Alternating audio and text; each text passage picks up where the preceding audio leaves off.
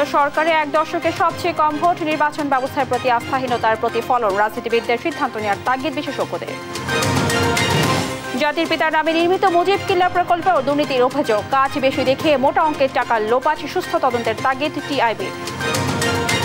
টুঙ্গিপাড়ায় আমার বাড়ি আমার খামার প্রকল্পের সদস্যদের সঙ্গে মত বিনিময়, সমবায়ের ধারণা সারা দেশে ছড়িয়ে দেওয়ার আহ্বান প্রধানমন্ত্রীর।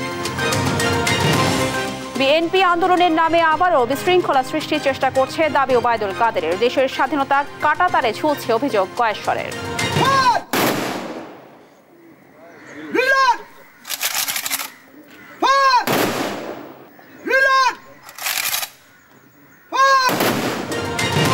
এবং রাষ্ট্রীয় মর্যাদায় চিরনিদ্রায় শায়িত হলেন বিমান বাহিনীর স্কোয়াড্রন লিডার আসিম জাবাদ। মানিকগঞ্জে শেষ জানাজায় মানুষের ঢল।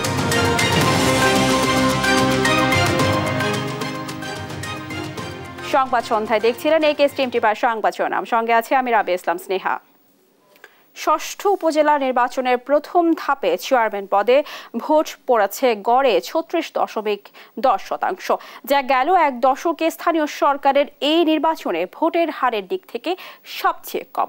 বিশ্লেষকরা বলছেন এর মধ্য দিয়ে নির্বাচনী ব্যবস্থায় মানুষের অনাস্থার বহিঃপ্রকাশ ঘটেছে। এর থেকে বেরিয়ে আসতে হলে রাজনীতিবিদদেরকেই সিদ্ধান্ত নিতে হবে বলেও মত তাদের। কাজী সাহেদের প্রতিবেদন। ষষ্ঠ উপজেলা পরিষদ নির্বাচনে প্রথম ধাপের ভোট শেষ হয়েছে। ফলাফল বিশ্লেষণে দেখা যাচ্ছে 25% কম ভোট পড়েছে 13 উপজেলায়, 60% উপরে ভোট পড়েছে 8 উপজেলায়। ব্যালটে ভোটের হার যেখানে 37.22%, সেখানে ইভিএমে ভোট পড়েছে 31.31%। 2019 সালের পঞ্চম উপজেলা নির্বাচনে গড়ে 41% বেশি ভোট পড়েছিল। 2014 সালে চতুর্থ উপজেলা ভোটে 61% এবং তৃতীয় উপজেলা ভোটে 2009 সালে 67.69% ভোট পড়ে। এ হিসেবে গত এক দশকের মধ্যে স্থানীয় সরকারের এই নির্বাচনে ভোটের হার এবারই সবচেয়ে কম। 2009-এর যে উপজেলা পরিষদের যে নির্বাচনটি হয়েছিল সেটি কিন্তু সবচেয়ে অংশগ্রহণমূলক এবং প্রতিদ্বন্দ্বিতাপূর্ণ একটা নির্বাচন ছিল। সেটি কিন্তু এখন ডে বাই ডে যদি 14, 19 বা এই বর্তমানে 24-এ দেখে, সেটা কিন্তু সরকারের হিসাব অনুযায়ী কিন্তু এটা 40-এ গিয়ে দাঁড়াচ্ছে। যদি প্রপোর্শনাল রিপ্রেজেন্টেশন সিস্টেম, তারপরে সেকেন্ড রাউন্ড ইত্তকার ব্যবস্থা করা যায়, ন্যূনতম একটা থ্রেশহোল্ড স্ট্যাবলিশ করা যায় যে ধরুন শতকরা 50% ভোট ন্যূনতম পেতে হবে, তা না হলে সেকেন্ড রাউন্ড হবে। এরকমের নতুনতর পদ্ধতি আবিষ্কার না করলে বা প্রবর্তন না করলে আমাদের এখানটায় এই আগ্রহের ভাটা পড়বে, এটাই স্বাভাবিক। 139 উপজেলার মধ্যে নির্বাচনে হাড্ডাহাড্ডি লড়াই হয়েছে 15 উপজেলায়। তেমন কোনো প্রতিদ্বন্দ্বিতা হয়নি 63 উপজেলায়। রাজনৈতিক বিশ্লেষক ও পর্যবেক্ষকরা বলছেন, অংশগ্রহণমূলক নির্বাচন না হয় আগ্রহ হারিয়েছেন ভোটাররা। একটা বিরোধী দল তারা নির্বাচনে অফিসিয়ালি বয়কট করছে, সেটার জন্য মানুষের মধ্যে এক ধরনের দ্বিধা বলেন, তাদের একটা সমর্থক গোষ্ঠী তারা ভোট কেন্দ্রে যাচ্ছে না। এত বিশাল বড় একটা ভোট যোগ্য হচ্ছে এই জন্য যে ব্যাপক ক্যাম্পেইন, ভোটারদের টানার জন্য, উপস্থিতির জন্য কোনো বিশেষ পদক্ষেপ এটা লক্ষণীয় নাই। টিআইবির নির্বাহী পরিচালক ইফতেখারুজ্জামান মনে করেন, সাম্প্রতিক সময়ে সাধারণ মানুষের মধ্যে নির্বাচন বিমুখতা তৈরি হয়েছে। ব্যাখ্যা করলেন তার কারণও। যারা নির্বাচন কমিশন সহ যারা নির্বাচন পরিচালনার সাথে জড়িত, আইন প্রক্রিয়া সংস্থা, প্রশাসন, স্থানীয় প্রভাবশালী মহল, তারা সকলেই নির্বাচন প্রক্রিয়াটাকে এমনভাবে জিম্মি করে রাখেন এবং এমন একটা অবস্থা তৈরি করেছেন, ভোটার মনে করেন আমার তো ভোটের কোনো মূল্য নেই। এর থেকে বেরিয়ে আসতে চাইলে রাজনীতিবিদদের এখনই সিদ্ধান্ত নেওয়া দরকার বলে মনে করেন টিআইবি প্রধান। আমরা মনে করি যে আসলে দেশের রাজনৈতিক নেতৃবৃন্দকেই আয়নার সামনে দাঁড়াতে হবে, তাদের নিজেদেরকে ভাবতে হবে কেন এই পরিস্থিতি সৃষ্টি হচ্ছে। স্থানীয় সরকার নির্বাচনে উপস্থিতি কম হওয়া, ভোটের প্রতি মানুষের নেতিবাচক মনোভাবের বহিঃপ্রকাশ, এ ধারা থেকে বের হতে ভোটের পরিবেশ ফিরিয়ে আনার পরামর্শ রাজনৈতিক বিশ্লেষক ও পর্যবেক্ষকদের। কাজী সাহেদ, দেশ টিভি, রাজশাহী। লুটপাট থেকে রক্ষা পায়নি জাতির পিতার নামে নির্মিত মুজিব কিল্লা প্রকল্প। 29টি কিল্লার কাজ বেশি দেখিয়ে হাতিয়ে নিয়েছে মোটা অঙ্কের টাকা। 2400 কোটি টাকার এই প্রকল্পের অগ্রগতি মাত্র 28%। অতিরিক্ত রড মাটি ভরার দেখিয়ে নেওয়া হয়েছে টাকা, সময় ক্ষেপণ করে বাড়িয়ে নেওয়া হয়েছে প্রকল্প বরাদ্দ। অডিটে উঠে এসেছে এমন নানা অনিয়মের চিত্র। অভিযুক্তদের বিরুদ্ধে ব্যবস্থা নেওয়ার তাগিদ দিয়েছে টিআইবি। মহিউদ্দিন আহমেদের সহযোগিতায় ফজলাদিত্যের বিশেষ প্রতিবেদন। ঝড় জলোচ্ছ্বাস থেকে উপকূলবাসীকে রক্ষায় স্বাধীনতার পর মাটির উঁচু কিল্লা নির্মাণ করেন জাতির জনক বঙ্গবন্ধু শেখ মুজিবুর রহমান। পরবর্তীতে ঘূর্ণিঝড় প্রবণ ৪২টি জেলায় 450 কিল্লা আধুনিকায়ন করে পাকা ভবন নির্মাণের উদ্যোগ নেয় সরকার। 2018 সাল থেকে 2021 সাল পর্যন্ত 3 বছর মেয়াদী প্রকল্পে ব্যয় ধরা হয় 957 কোটি টাকা। প্রকল্পের মেয়াদ শেষ হলেও এখনও বাকি 72 ভাগ কাজ। ব্যয় বেড়েছে 2400 কোটি টাকা। সম্প্রতি প্রকল্পের বার্ষিক প্রতিবেদন প্রকাশ করে অডিট বিভাগ, যেখানে উঠে আসে হরিলুটের নানা অনিয়মের চিত্র। অডিট রিপোর্টে ঠিকাদার প্রতিষ্ঠানের বিরুদ্ধে ত্রুটিপূর্ণ ছাদ নির্মাণ, রডের পরিমাণ বেশি দেখানো, সোলার প্যানেলের কাজ না করে অতিরিক্ত টাকা হাতিয়ে নেওয়া সহ নানা অভিযোগ মিলেছে। অভিযোগের বিষয়ে জানতে দুর্যোগ ব্যবস্থাপনা অধিদপ্তরে গিয়ে বাধার মুখে পড়তে হয় দেশ টিভি টিমকে। দেশ টিভির ক্যামেরা দেখে এড়িয়ে যান প্রকল্পের দুর্নীতির মূল অভিযুক্ত সহকারী প্রকৌশলী মুবিনুর রহমান। তবে গোপন ক্যামেরায় দুর্নীতির অভিযোগ গায়ে না মেখে উল্টো অডিট অফিসারকে দোষারোপ করলেন মুবিন। অডিট যেটা করছে 200% হলো ভুয়া, মিথ্যা এবং বানোয়াট। হ্যাঁ, বরিশাল বিভাগে যে কাজ হয়েছে কি হয় নাই, কি করছে না করছে, আমাদের কাজ অবশ্যই শত ওকে আছে, কিন্তু না হইলে কি আমার কোনো দায়ী আছে? কারণ আমার তো দায়িত্বপূর্ণ না। অডিট বিভাগের রিপোর্ট আমলে নিতে নারাজ খোদ দুর্যোগ ব্যবস্থাপনা অধিদপ্তরের মহাপরিচালক। অডিট আপত্তি মানেই কাউকে দোষী করা যাবে না। তিনি জবাবের প্রেক্ষিতে যদি এটা নিষ্পত্তি হয় তাহলে এটা হয়ে গেল, যদি নিষ্পত্তি না হয় তাহলে দায় দায়িত্ব নিরূপণের বিষয় আছে। যদি কেউ দায় দায়িত্ব কারো উপরে নির্ধারণ করা হয়, সরকারের সুনির্দিষ্ট বিধির আলোকে সেটা ব্যবস্থা নেওয়া হয়। মুজিব কিল্লা আধুনিকায়ন প্রকল্পে দুর্নীতির সুষ্ঠু তদন্তের দাবি ট্রান্সপারেন্সি ইন্টারন্যাশনাল ও বাংলাদেশ টিআইবির। দুর্নীতিতে জড়িত আমলা ও কর্মকর্তাদের দৃষ্টান্তমূলক বিচারের দাবি টিআইবির নির্বাহী পরিচালকের।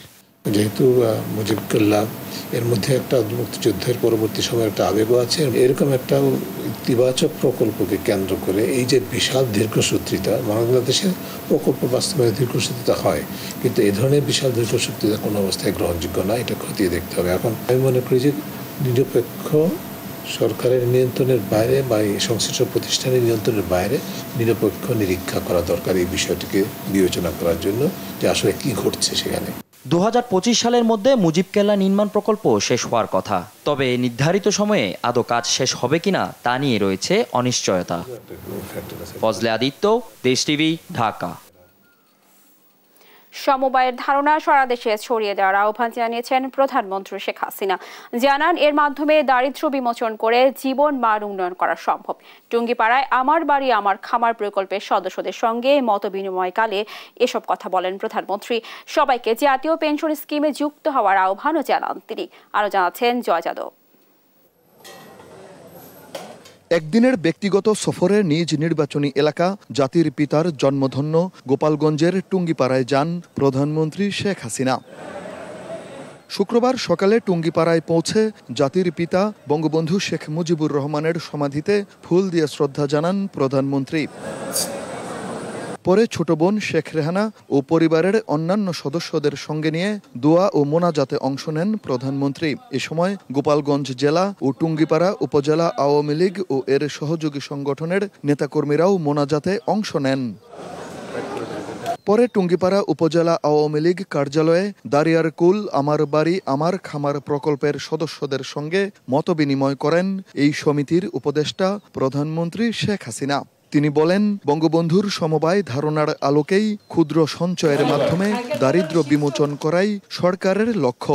একটি বাড়ি একটি খামার প্রকল্পটা ওই যে জাতির পিতা বঙ্গবন্ধু শেখ মুজিব যে সমবায় করতেছিলেন তারই আলোকে এটা আমরা গড়ে তুলি এই কারণে যে প্রতিটি পরিবারে এই পরিবারের জন্য এটা হচ্ছে ক্ষুদ্র সঞ্চয়ের ব্যবস্থা। নিজ নির্বাচনী এলাকার সকল কৃষি জমি সমবায়ের মাধ্যমে চাষাবাদ করা হবে বলে জানান সরকার প্রধান। কোটালীপাড়া টুঙ্গিপাড়ার যত জমি অনাবাদি থাকবে সবই আমি চাষের আওতায় নিয়ে আসতে চাই। সেখানে যাদের যাদের জমি আছে একসাথে চাষ হবে, যে ফসল আসবে যার যার জমির ভাগ অনুযায়ী সে ভাগ পাবে, আর কিছু আমরা রেখে দেব, আর জমির মালিকরা যারা তারাও ভাগ পাবেন, যারা কাজ করবে শ্রম দেবে সেই কিষাণী তারাও একটা ভাগ পাবে, কারণ তাদেরকে দিতে হবে। আর আমাদের এই সমবায়ের কাছে রাখা হবে। দ্বিতীয় স্যাটেলাইট উৎক্ষেপণ প্রক্রিয়া চলছে। এর ফলে প্রত্যন্ত অঞ্চল পর্যন্ত তথ্য সেবা পৌঁছে যাবে বলে জানান প্রধানমন্ত্রী। এখন থেকে আমরা দ্বিতীয় স্যাটেলাইট নির্মাণেরও ব্যবস্থা নিয়েছি যাতে, এবং সেটা আরও শক্তিশালী হবে, সেখানে আমাদের আবহাওয়া বার্তা থেকে শুরু করে সব ধরনের সুযোগ আসবে। সেই ধরনের নতুন স্যাটেলাইট আমরা করে দেবো। একেবারে প্রত্যন্ত অঞ্চলে, গ্রাম অঞ্চলে, চর অঞ্চলে, দ্বীপ অঞ্চলে, সব অঞ্চলের মানুষ যেন যোগাযোগটা, তথ্য প্রযুক্তির যোগাযোগ করতে পারে, অনলাইনে যোগাযোগ করতে পারে। মত বিনিময় শেষে কৃষকদের মাঝে কৃষি যন্ত্রপাতি, শিক্ষার্থীদের মাঝে ল্যাপটপ, সাইকেল সহ শিক্ষা উপকরণ আর মহিলাদের মাঝে সেলাই মেশিন বিতরণ করেন প্রধানমন্ত্রী। এছাড়াও সুবিধা বঞ্চিত মানুষের মাঝে নগদ অর্থ বিতরণ করেন তিনি। জয় যাদব, দেশ টিভি, টুঙ্গিপাড়া, গোপালগঞ্জ। আন্দোলনের নামে বিএনপি আবারও বিশৃঙ্খলা করার চেষ্টা করছে বলে অভিযোগ করেছেন আওয়ামী লীগ সাধারণ সম্পাদক ওবায়দুল কাদের। শুক্রবার বিকেলে দলের কেন্দ্রীয় কার্যালয়ে এক যৌথ সভায় তিনি কথা বলেন। আগামীকাল মোহাম্মদপুরে শান্তি ও উন্নয়ন সমাবেশ করবে আওয়ামী লীগ। তৌফিক মাহমুদ মুন্নার রিপোর্ট। দ্বাদশ জাতীয় নির্বাচনের পর আবারও রাজপথে বড় দুই দল। শুক্রবার বিকেলে দলের কেন্দ্রীয় কার্যালয়ের সামনে সমাবেশ করে বিএনপি। একই দিন বিকেলে 23 বঙ্গবন্ধু এভিনিউতে দলের কেন্দ্রীয় কার্যালয়ে যৌথ সভা ডাকে ক্ষমতাসীন আওয়ামী লীগ। ঢাকা মহানগর জেলা আওয়ামী লীগ সহ দলের সহযোগী ও অঙ্গ সংগঠনের সভাপতি সাধারণ সম্পাদক এই সভায় অংশ নেন। যৌথ সভায় সভাপতিত্ব করেন দলের সাধারণ সম্পাদক ওবায়দুল কাদের। নির্বাচন ঠেকাতে ব্যর্থতা। সবার শুরুতে কথা বলেন আওয়ামী লীগ সাধারণ সম্পাদক, জানান দেশের মানুষের জানমাল নিরাপত্তার জন্য মাঠে থাকবে আওয়ামী লীগ, করবে শান্তি সমাবেশ। বিএনপি কাছে গোটা রাজধানীকে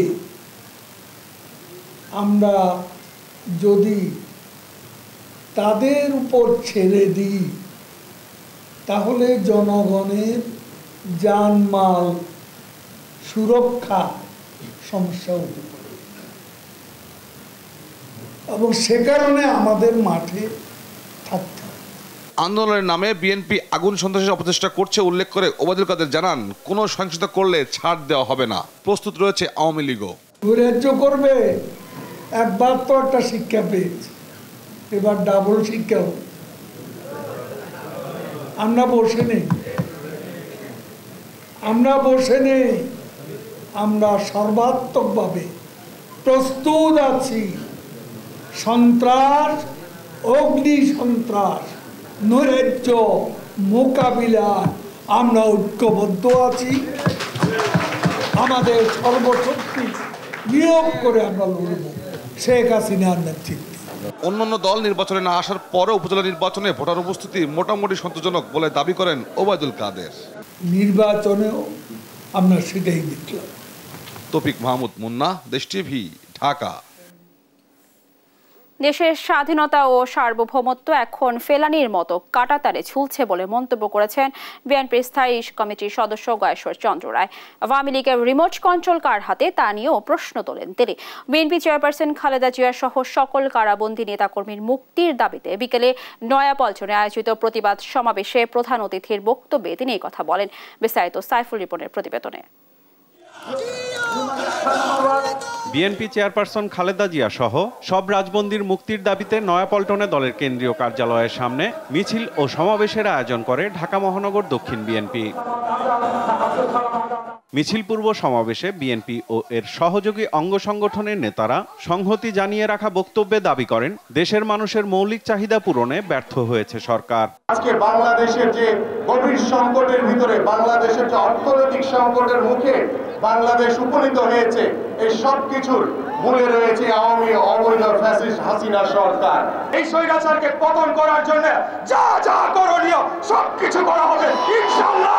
এই রাজপথে আন্দোলন সংগ্রামের মধ্য দিয়ে এই খুনি ফ্যাসিস্টদের পতন আন্দোলনকে ইনশাআল্লাহ আমরা এগিয়ে নিয়ে যাব। বন্ধুরা, উপজেলা নির্বাচন বর্জন করায় জনগণকে আবারও ধন্যবাদ জানিয়ে বিএনপির কেন্দ্রীয় নেতারা বলেন, দেশের জনগণ নয়, ভারতের ব্যবসায়ী আর নিজেদের লোকদের সচ্ছলতা ফিরিয়ে আনতে চায় সরকার। গণতন্ত্রটাকে রক্ষা করি, ভোটের অধিকার রক্ষা করি, সেই আন্দোলনে নেতৃত্ব দিচ্ছে আমাদের নেতা বিএনপির আজকের ভারপ্রাপ্ত চেয়ারম্যান দেশনায়ক তারেক রহমান। তাই তারেক রহমানকেও তারা আজকে মেরে ফেলতে চায়। আপনি সচ্ছল করছেন তো ভারতের ব্যবসায়ীদেরকে, আপনার ঘনিষ্ঠ লোকদেরকে, তাদেরকে আপনি সচ্ছল করছেন। বাংলাদেশের মানুষকে তো আপনি সচ্ছল করছেন কোথায়? দলের স্থায়ী কমিটির সদস্য গয়েশ্বর চন্দ্র রায় বলেন, বাংলাদেশের স্বাধীনতা কেড়ে নেওয়ার ক্ষমতা ভারতের নেই। সার্বভৌমত্বকে যদি রক্ষা করতে হয় তাহলে ৭১-এর মতোই আমাদেরকে গড়ে তুলতে হবে। প্রতিবেশীদের দালালি করে শেখ হাসিনা বেশি দিন টিকতে পারবেন না। বিএনপির নেতৃত্ব নিয়ে আওয়ামী লীগ সাধারণ সম্পাদকের করা বক্তব্যের সমালোচনাও করেন গয়েশ্বর চন্দ্র রায়। বিএনপি তো রিমোট কন্ট্রোলে চলে। রিমোট কন্ট্রোলটা কার হাতে? দেশনেত্রী বেগম খালেদা জিয়ার হাতে, নয়তোবা ভারপ্রাপ্ত চেয়ারম্যান যিনি আন্দোলনের নেতৃত্ব দিচ্ছেন তারেক রহমানের হাতে। আপনাদের রিমোট কন্ট্রোলটা কোথায়? সরকারের রিমোট কন্ট্রোলটা কার হাতে? মোদির হাতে, না অজিত দুবালের হাতে, না রয়েল সিংহের হাতে? চলমান আন্দোলনে শিগগিরই বিজয় আসবে দাবি করে দেশের বিরুদ্ধে যারা অবস্থান নিচ্ছে তাদের শাস্তি নিশ্চিত করা হবে বলেও হুঁশিয়ারি দেন বিএনপির এই নেতা। যথাযোগ্যভাবে শাস্তি দেওয়ার জন্য যথাসময়ে ব্যবস্থা হবে। সাইফুল রিপন, দেশ টিভি, ঢাকা। ইসরায়েলের বিরুদ্ধে বাংলাদেশ থেকে যোদ্ধা পাঠানো ও আইন করে ইসরায়েলি পণ্য আমদানি বন্ধের দাবি জানিয়েছেন ইসলামী আন্দোলন বাংলাদেশের সিনিয়র নায়েবে আমির মুফতি সৈয়দ মোহাম্মদ ফয়জুল করিম। দুপুরে ফিলিস্তিনে ইসরায়েলের আগ্রাসন বন্ধ ও ফিলিস্তিনকে স্বাধীন রাষ্ট্র হিসেবে স্বীকৃতি প্রদানের দাবিতে বায়তুল মোকাররম মসজিদের সামনে এক সমাবেশে এই আহ্বান জানান তিনি। এ সময় ফরিদপুরে 2 সহোদর হত্যাকাণ্ডে জড়িতদের গ্রেফতার ও দৃষ্টান্তমূলক শাস্তির দাবিতে আগামী শুক্রবার বা জুমা সারা দেশে বিক্ষোভ কর্মসূচি ঘোষণা করা হয়। একই সঙ্গে ইসরায়েলের বিরুদ্ধে যুদ্ধ ঘোষণা করেন দলটির নেতারা। আমাদের দাবি থাকবে ইসরায়েলি পণ্য বয়কট নয়, বাংলাদেশে ইসরায়েলের কোনো পণ্য ঢুকতে দেওয়া হবে না। আইন করে নিষেধ করতে হবে, ইসরায়েলের কোনো পণ্য বাংলাদেশে চলতে দেওয়া হবে না। সংবাদ সন্ধ্যায় আরো থাকছে। আবার অস্থির নিত্যপণ্যের বাজার, লাফিয়ে বাড়ছে মাছ, মাংস ও সবজির দাম। টানা দাবদাহের প্রভাব বলছেন বিক্রেতারা।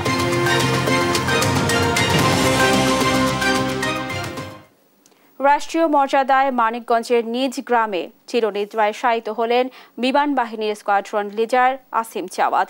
এর আগে বাদ-জুমা তৃতীয় ও শেষ জানাজা শেষে তাকে গার্ড অফ অনার দেওয়া হয়। সকালে চট্টগ্রাম থেকে তার মরদেহ আনা হয় তেজগাঁওয়ের বিমান ঘাঁটি বাসারের প্যারেড গ্রাউন্ডে। সেখানে তাকে 3 বাহিনীর পক্ষ থেকে জানানো হয় শ্রদ্ধা। সন্তানের জন্য সবার কাছে দোয়া চান জাওয়াদের বাবা। নিয়াজ মোর্শেদ ও আব্দুল আলিমকে সঙ্গে নিয়ে আরো জানাচ্ছেন মাহমুদ হাসান। বৃহস্পতিবার চট্টগ্রামে বাংলাদেশ বিমান বাহিনীর একটি প্রশিক্ষণ যুদ্ধ বিমান ঘাঁটিতে ফেরার সময় কর্ণফুলী নদীর মোহনায় বিধ্বস্ত হয়। এ ঘটনায় আহত 2 পাইলটের মধ্যে চিকিৎসাধীন অবস্থায় স্কোয়াড্রন লিডার আসিম জাওয়াদের মৃত্যু হয়। শুক্রবার সকালে তার মরদেহ আনা হয় ঢাকা সেনানিবাসের বিমান ঘাঁটি বাসারের প্যারেড গ্রাউন্ডে। এ সময় তার পাইলট হয়ে ওঠা নিয়ে স্মৃতিচারণ করেন তার বাবা। ছেলের জন্য দোয়া চান সকলের কাছে। সিকিউরিটিহীন চাকরি, ফ্লাই করবে, দেশের জন্য ফ্লাই করবে, তবু আমি দিয়েছি। ওর আম্মা যথেষ্ট না করেছে আমাকে, কিন্তু আমি ওর যেটা আগ্রহ আমি সেটাকে সম্মান করে ওকে আমি দিয়েছিলাম। ওর পেশাগত জীবনে ওর দায়িত্ব পালন করতে যে কারো মনে যদি কোনো প্রকার বিন্দুমাত্র কোনো আঘাত দিয়ে থাকে, আপনারা দয়া করে ওকে মাফ করে দিবেন। এরপর দ্বিতীয় নামাজে জানাজায় অংশ নেন বিমান বাহিনী সহ 3 বাহিনীর বিভিন্ন স্তরের কর্মকর্তারা। জানাজা শেষে শ্রদ্ধা জানানো হয় 3 বাহিনীর পক্ষ থেকে। এ সময় কান্নায় ভেঙে পড়েন তার সহকর্মীরা। দুপুরে ঢাকা থেকে বিমান বাহিনীর হেলিকপ্টার যোগে আসিম জাওয়াদের মরদেহ নেওয়া হয় মানিকগঞ্জের শহীদ মিরাজ তপন স্টেডিয়ামে। সেখানে তাকে শেষবারের মতো দেখতে ভিড় করেন শত শত মানুষ, স্বজন ও প্রতিবেশীরা। মানিকগঞ্জবাসী আমরা খুবই দুঃখিত, মর্মাহত, বেদনাভূত যে আমরা মনে করি যে এই ধরনের ছেলের যে হঠাৎ অ্যাক্সিডেন্টে প্লেন দুর্ঘটনার মধ্যে যে ইন্তেকাল হলো, এটার একটা সঠিক তদন্ত হওয়া উচিত। বাদ জুমা সেখানে অনুষ্ঠিত হয় তৃতীয় ও শেষ নামাজে জানাজা। এতে অংশ নেন শত শত মানুষ ও বিমান বাহিনীর কর্মকর্তারা। জানাজা শেষে নিহত আসিম জাওয়াদকে গার্ড অফ অনার দেওয়া হয়। এ সময় আবারও শ্রদ্ধা জানানো হয় 3 বাহিনীর পক্ষ থেকে। ছোড়া হয় 30 রাউন্ড ফাঁকা গুলি। বেলা ৩টার দিকে নিজ এলাকা মানিকগঞ্জের সেওতা কেন্দ্রীয় কবরস্থানে চিরনিদ্রায় শায়িত হন বিমান বাহিনীর squadron leader Asim Jawad. Mahmud Hasan, Desh TV, Dhaka.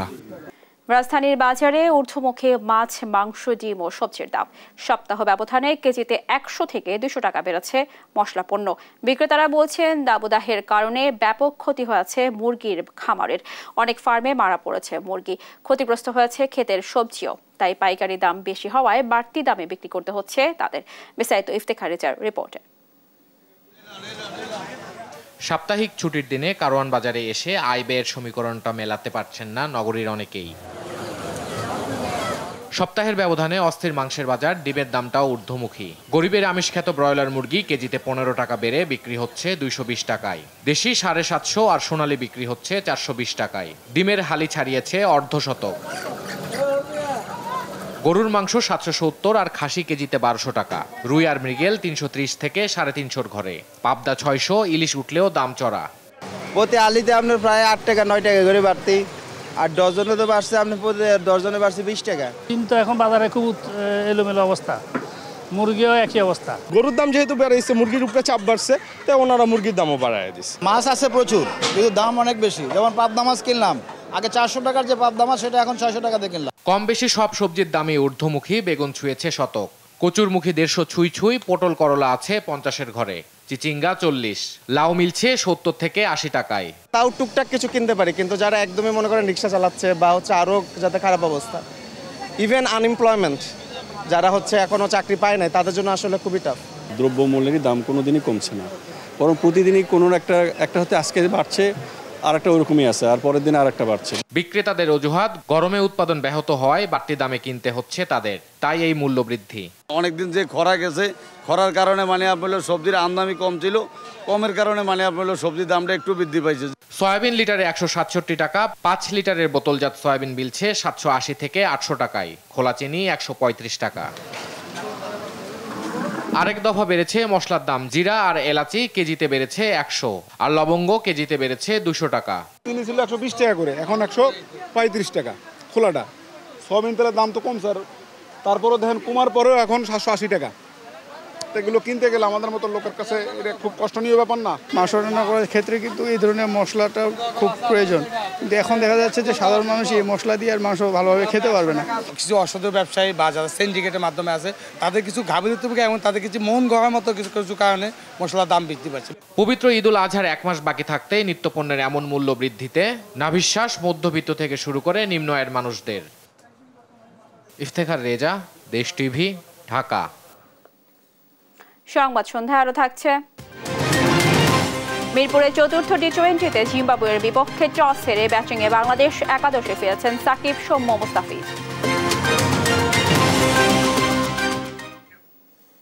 বাংলাদেশে পরবর্তী মার্কিন রাষ্ট্রদূত হিসেবে ভিট স্লেটন মিনিকে মনোনীত করেছেন মার্কিন প্রেসিডেন্ট জো বাইডেন। তিনি বর্তমানে বেইজিংয়ে মার্কিন দূতাবাসে ডেপুটি চিফ অফ মিশনের দায়িত্ব পালন করছেন। বর্তমান রাষ্ট্রদূত পিটার হাসের স্থলাভিষিক্ত হবেন ভিট স্টেশন মেলে। সিনেটের শুনানিতে মিলি যোগ্য প্রমাণ হলেই মনোনয়ন চূড়ান্ত করে তাকে রাষ্ট্রদূত করে ঢাকায় পাঠানো হবে।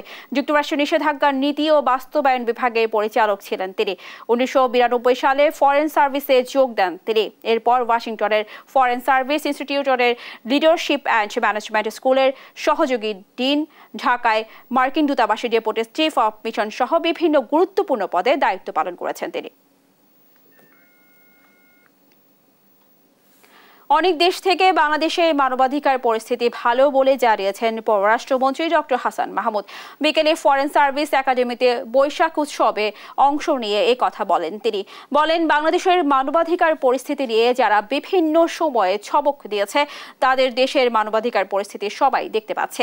যুক্তরাষ্ট্রের শিক্ষার্থী ও শিক্ষকদের উপর দমন নিপীড়নের সমালোচনা করে মন্ত্রী বলেন, মানবাধিকার পরিস্থিতি উন্নতির জন্য সকলকে একসাথে কাজ করতে হবে। বাংলাদেশের সামান্য ঘটনাতেই তারা বিভিন্ন সময়ে উদ্বেগ জানিয়েছে। তাদের উচিত নিজেদের দেশগুলোতেও নজর দেয়া। এ সময় উপজেলা নির্বাচন নিয়ে মন্ত্রী বলেন, বিএনপি ভোট বর্জনের ডাক দেওয়ার পরও যে পরিমাণ ভোট পড়েছে তা সন্তোষজনক।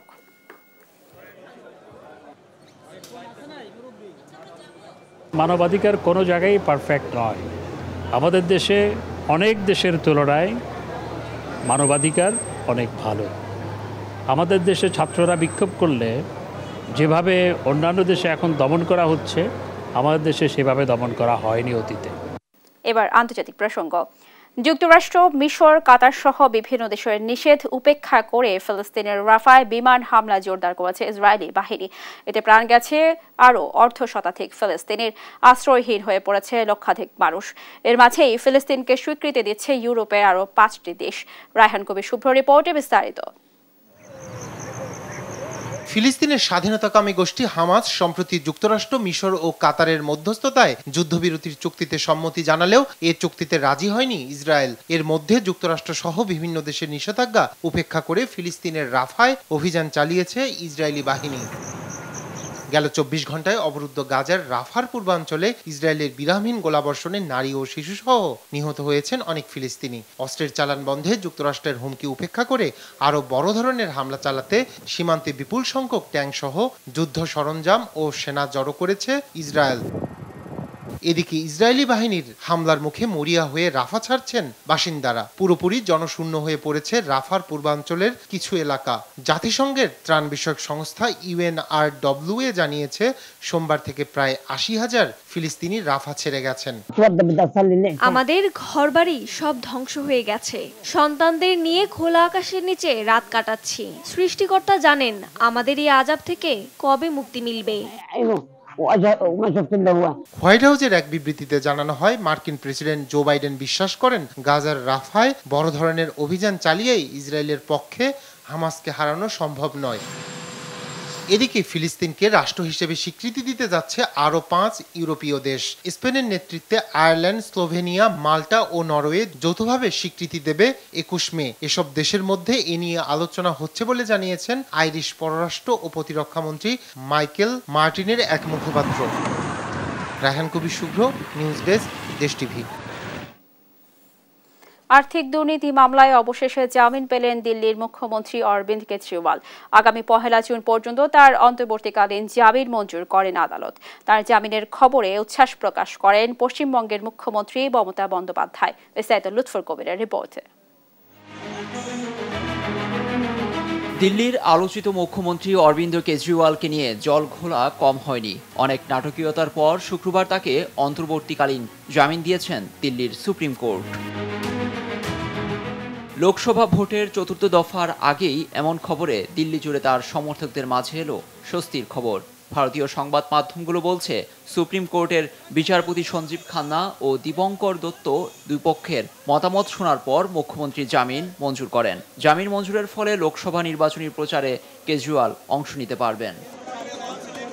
That order of interim release will be operable up till 2nd of June, that is during the election process, and there is no restriction on his campaigning. Supreme কোর্টের এই রায় আম আদমি পার্টিকে ভোটের মুখে নতুনভাবে উজ্জীবিত করে তুলেছে। তার জামিনে সুপ্রিম কোর্টের ভূয়সী প্রশংসা করেন দলীয় নেতারা। आज जो सुप्रीम कोर्ट का फैसला आया है, इस फैसले से सिर्फ अरविंद केजरीवाल जी को अंतरिम जमानत नहीं मिली, इस फैसले से सत्य की विजय हुई है, इस फैसले से लोकतंत्र की विजय हुई है, इस फैसले से देश के संविधान की विजय हुई। तो हमारे देश में सुप्रीम कोर्ट सामने आया है और लोकतंत्र की रक्षा करने में सुप्रीम कोर्ट ने एक बहुत बड़ी भूमिका निभाई है। কেজরিওয়ালের অন্তর্বর্তী জামিনে সামাজিক মাধ্যমে এক্সে উচ্ছ্বাস প্রকাশ করেছেন পশ্চিমবঙ্গের মুখ্যমন্ত্রী মমতা বন্দ্যোপাধ্যায়। তিনি লিখেছেন, তার মুক্তি লোকসভা নির্বাচনের জন্য ইতিবাচক। দুর্নীতি মামলায় গেল 21 মার্চ কেজরিওয়ালকে গ্রেফতার করে এনফোর্সমেন্ট ডিরেক্টরেট। এরপরই তাকে নেওয়া হয় তিহার কারাগারে। তাকে আটকের ঘটনায় নিন্দার বার্তা আসে বিশ্বের বিভিন্ন দেশ থেকে। লুৎফর কবির, নিউজ ডেস্ক, দেশ টিভি।